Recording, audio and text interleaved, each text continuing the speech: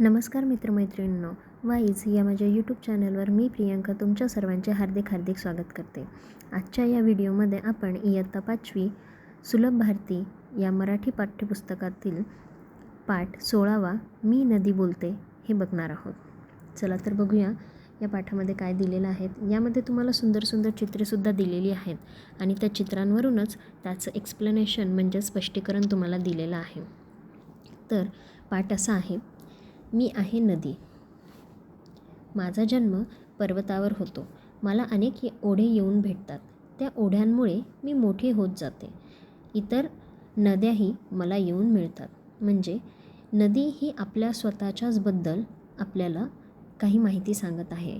ती म्हणते की मी आहे नदी, म्हणजे माझं नाव नदी आहे आणि तिचा जन्म हा पर्वतावर झालेला आहे.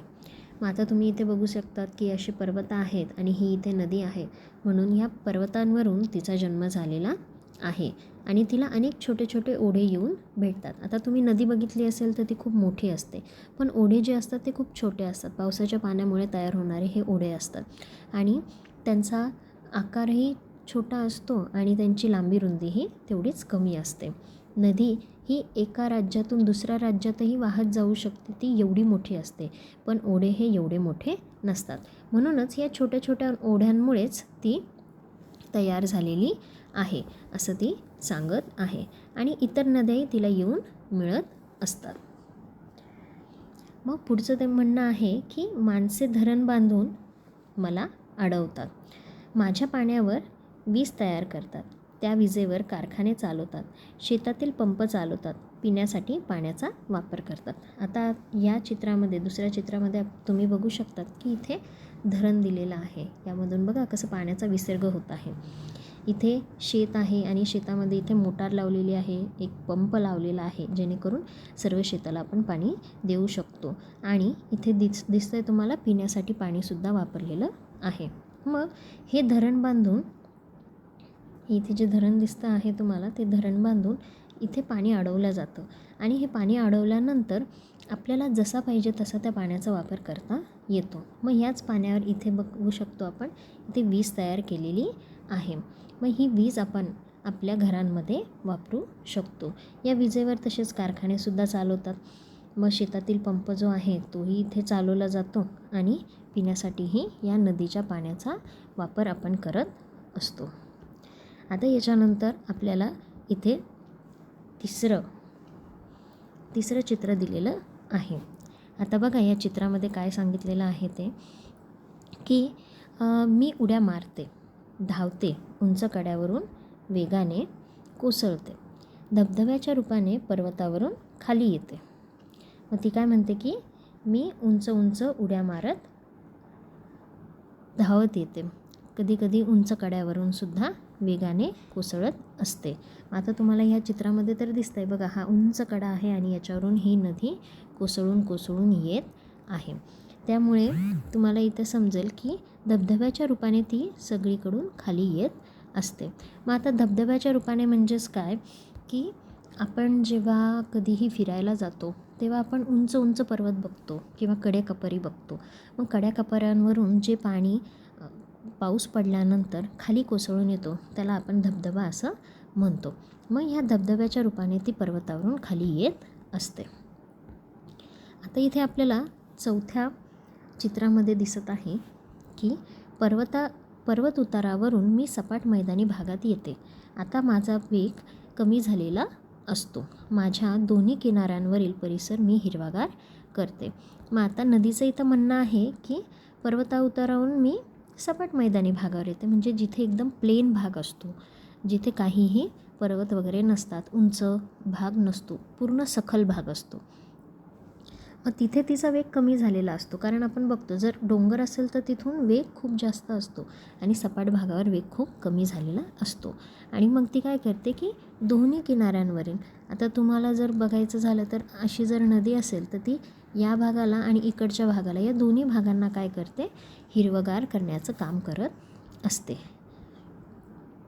माझ्यामुळे शेतकरी शेतात भरपूर धान्य पिकवतात, पण मला एका गोष्टीची खंत आहे. खंत म्हणजेच काय, दुःख. खंत म्हणजेच काय, दुःख. आता मी थोडं हे झूम करून दाखवते तुम्हाला की ही नदीसुद्धा म्हणते की माझ्यामुळे शेतकरी शेतात खूप धान्य पिकवतात. कारण जर खूप जास्त पाणी असेल तर आपल्याला धान्यही जास्त मिळत असते. जर पाण्याचा मुबलक साठा नसेल तर आपल्याला धान्य पिकवता येत नाही.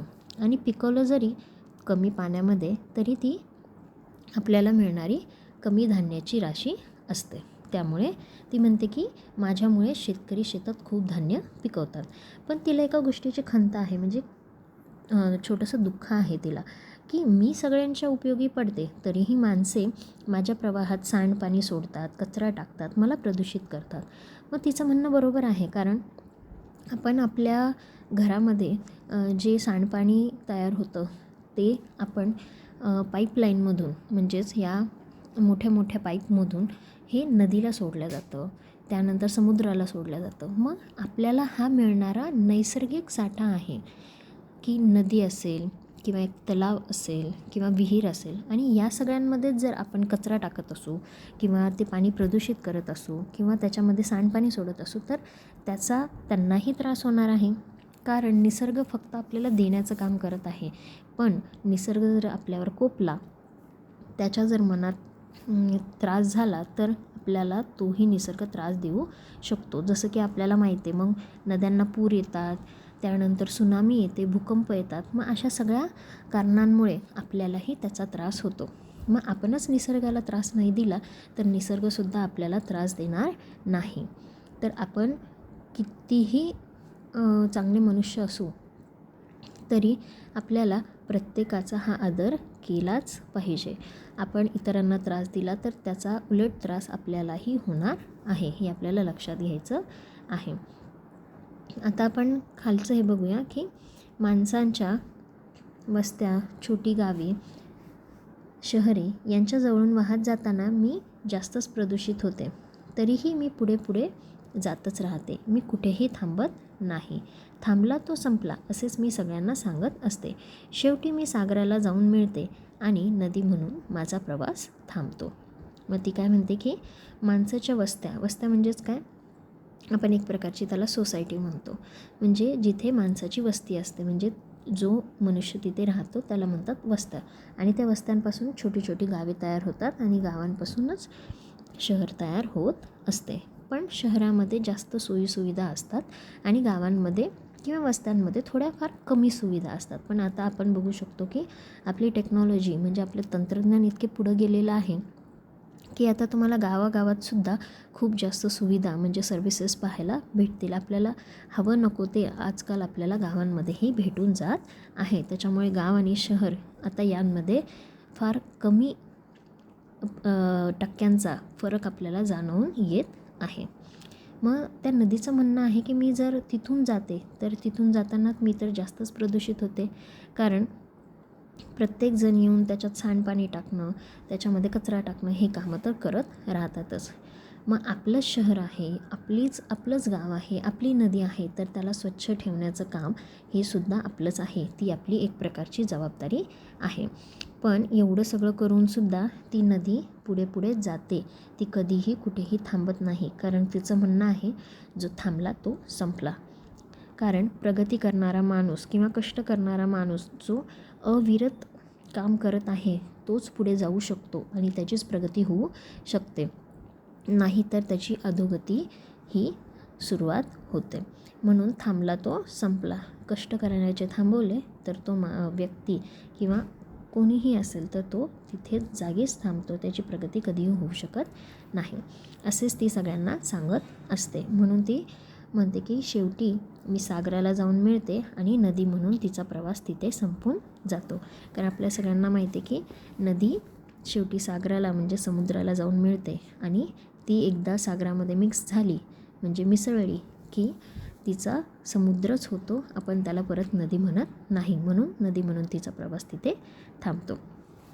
तर मित्रमैत्रिणींनो आणि विद्यार्थी मित्रांनो, हा पाठ तुम्हाला कसा वाटला हे मला नक्की कमेंटमध्ये कळवा. आणि जर तुम्हाला व्हिडिओ आवडला असेल तर आपल्या मित्रमैत्रिणींसोबत जे गरजू असतील त्यांच्यासोबत शेअर करायला विसरू नका. आपण भेटूया आणखीन एका नवीन व्हिडिओसह. तोपर्यंत मी तुमची रजा घेते. बाय.